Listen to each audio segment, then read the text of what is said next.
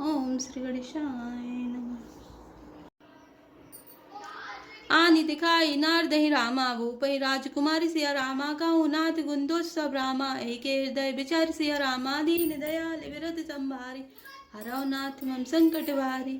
अर्थात फिर राजा ने राजकुमारी को लाकर नारद जी को दिखलाया और पूछा कि हे नाथ, आप अपने हृदय में विचार कर इसके सब गुण दोष कहिए। देखी रूप मुनि व्रति विसारी बड़ी बार लगी रही निहारी लक्षणता सुबिलो की बुलाने हृदय हर्ष ने प्रगट बखाने। अर्थात उसके रूप को देखकर मुनि वैराग्य भूल गए और बड़ी देर तक उसकी ओर देखते ही रह गए। उसके लक्षण देखकर मुनि अपने आप को भी भूल गए और हृदय में हर्षित हुए, पर प्रकट रूप में उन लक्षणों को नहीं कहा। जो यही बरई अमर सोई होई समर भूमि ते जीत न कोई से वही सकल चराचर ताई बरई सील निधि कन्या जाई। अर्थात लक्षणों को सोचकर वे मन में कहने लगे कि जो इसे ब्याहेगा वह अमर हो जाएगा और रणभूमि में कोई उसे जीत न सकेगा। यह सील निधि की कन्या जिसको बरेगी सब चर अचर जीव उसकी सेवा करेंगे।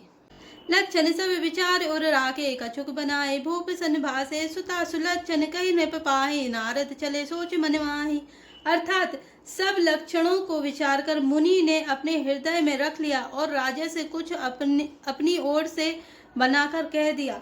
राजा से लड़की के सुलक्षण कहकर नारद जी चल दिए, पर उनके मन में यह चिंता थी कि करो जाय सोई जतन विचारे जय प्रकार मोहि बरई कुमारे जब तप कछु ना होय तई काला है विधि मिलई कवन विधि वाला।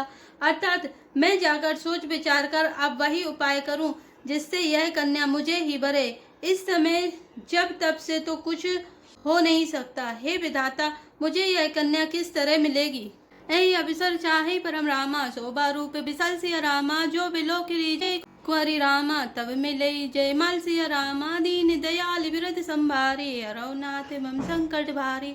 अर्थात इस समय तो बड़ी भारी शोभा और विशाल सुंदर रूप चाहिए जिसे देखकर राजकुमारी मुझ पर रीझ जाए और तब जयमाला मेरे गले में डाल दे। हरि सन मांगो सुंदरताई हो यही जात गेहवती भाई मोरे हित हरि सब नहीं को यही अवसर सहाय सोई हो। अर्थात एक काम करूं कि भगवान से सुंदरता मांगो, पर भाई उनके पास जाने में तो बहुत देर हो जाएगी, किंतु श्री हरि के समान मेरा हितु भी कोई नहीं है, इसलिए इस समय वे ही मेरे सहायक हों। बहु विधि विनय कीन तई काला प्रगट्यो बहु कौतुकी कृपाला प्रभु बिलो की मुनि नयन जुड़ाने हो यही गाजू ये हर्षाने। अर्थात उस समय नारद जी ने भगवान की बहुत प्रकार से विनती की, तब लीलामय कृपालु प्रभु वहीं प्रकट हो गए। स्वामी को देखकर नारद जी के नेत्र शीतल हो गए और वे मन में बड़े ही हर्षित हुए कि अब तो काम बन ही जाएगा।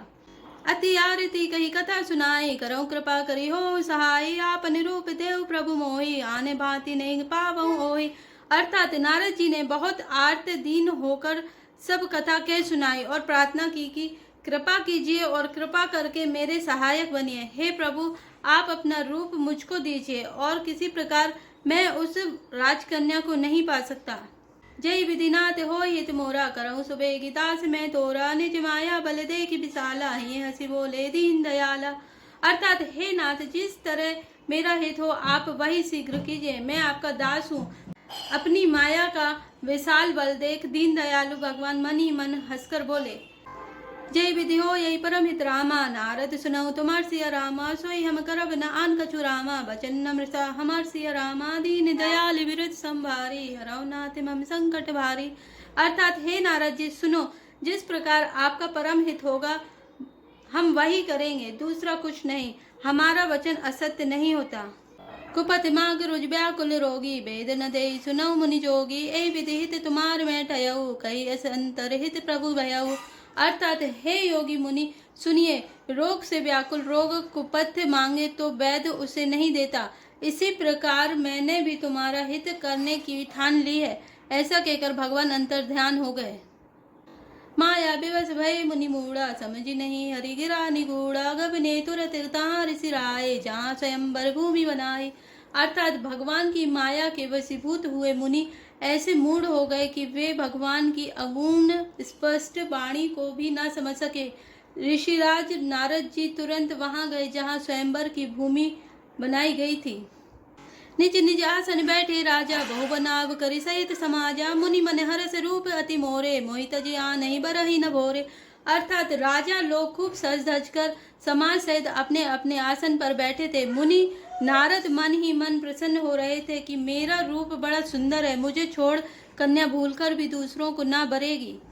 मुनि हितकारन कृपा निदाना, दीन क्रूप न जाय बखाना। सो चरित्र लखि काहु न पावा, नारद जाय सबई सरनावा।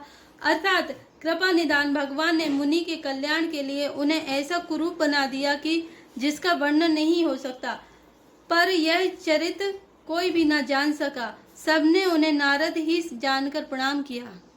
रहे तहाँ द्विरुद्रगण रामा, ते जाने सब भेव सिया रामा। विप्रवेश देखत फिरे रामा, परम कौतुकी तेउ सिया रामा। दीन दयाल विरत संभारी, हरौ नाथ मम संकट भारी। अर्थात वहाँ दो शिवजी के गण भी थे। वे सब भेद जानते थे और ब्राह्मण का वेश बनाकर सारी लीला देखते फिरते थे। वे भी बड़े मौजी थे। जही समाज बैठे मुनि जाए, हृदय रूप अहमिति अधिकाई। तय बैठे महेश गण दो, विप्र बेश गति लगई न को। अर्थात नारद जी अपने हृदय में रूप का बड़ा अभिमान लेकर जिस समाज पंक्ति में जाकर बैठे थे, वे ये शिव जी के दोनों गण भी वहीं बैठ गए। ब्राह्मण के वेश में होने के कारण उनकी इस चाल को कोई न जान सका। करहि कूटी नारद ही सुनाई, नीक दीन हरि सुंदरताई। रे जय राजकुंवरी छवि देखी, इनहि बरई हरि जानि विशेषी। अर्थात ये नारद जी को सुना सुनाकर व्यंग वचन करते हैं। भगवान ने इनको अच्छी सुंदरता दी है, इनकी शोभा देखकर राजकुमारी रीझ ही जाएगी और हरि बानर जानकर इन्हीं को खास तौर से बरेगी। मुनि मोह मन हाथ पराए, हसई शंभुगन अति सचुपाए। जतपि सुनई मुनि अटपटी बानी, समुझ न परई बुद्धि भ्रम सानी। अर्थात नारद मुनि को मोह हो गया था, क्योंकि उनका मन दूसरों के हाथ माया के वश में था। शिवजी के गण बहुत प्रसन्न होकर हंस रहे थे। यद्यपि मुनि उनकी अटपटी बातें सुन रहे थे, पर बुद्धि भ्रम में सनी हुई होने के कारण वे बातें उनकी समझ में नहीं आती थी। उनकी बातों को वे अपनी प्रशंसा समझ रहे थे। कहूँ न लखा सो चरित विशेषा, सो स्वरूप नृप कन्या देखा। मरकट वदन भयंकर देहि, देखत हृदय क्रोध भाते ही। अर्थात इस विशेष चरित्र को और किसी ने नहीं जाना, केवल राजकन्या ने नारद जी का यह रूप देखा। उनका बंदर का समूह और भयंकर शरीर देखते ही कन्या के हृदय में क्रोध उत्पन्न हो गया। सखी संग लय कुंवारी तब रामा, चली जनुराज मराल सिया रामा। देखत फिरई महीप सब रामा, कर सरोज जयमाल सिया रामा। दीन दयाल विरत संभारी, हरौ नाथ मम संकट भारी। अर्थात तब राजकुमारी सखियों को साथ लेकर इस तरह चली मानो राजहंसनी चल रही है। वह अपने कमल जैसे हाथों में जयमाला लिए सब राजाओं को देखती हुई घूमने लगी। जही दिस बैठे नारद फूले, सो दिस तेहि न बिलो की भूले। पुनि पुनि मुनि उकसई अकुलाई, देखी दशा हर गन मुस्काई। अर्थात जिस ओर नारद जी रूप के गर्भ में बैठे फूले बैठे थे, उस ओर उसने भूलकर भी नहीं ताका। नारद मुनि बार बार उचकते और झटपटाते हैं। उनकी दशा देखकर शिवजी के गण मुस्कुराते हैं। धरि निपतऊ तय गयो कृपाला, कुंवरी हरिषि में लेउ जय माला। दुल्हिनी लय गे लक्ष्य निवासा, निप समाज सब भयो निराशा। अर्थात कृपालु भगवान भी राजा का शरीर धारण कर वहां जा पहुंचे। राजकुमारी ने हर्षित होकर उनके गले में जयमाला डाल दी। लक्ष्मी निवास भगवान दुल्हन को ले गए। सारी राजमंडली निराश हो गई। मुनि अति विकल मोह मति नाटी, मनि गिर गई छूटी जनु गाटी। तब हरगन बोले मुस्काए, निज मुख मुकुर बिलो कहूँ जाई। अर्थात मोह के कारण मुनि की बुद्धि नष्ट हो गई थी। इससे वे राजकुमारी को गई देख बहुत ही विकल हो गए, मानो गांठ से छूटकर मणि गिर गई हो।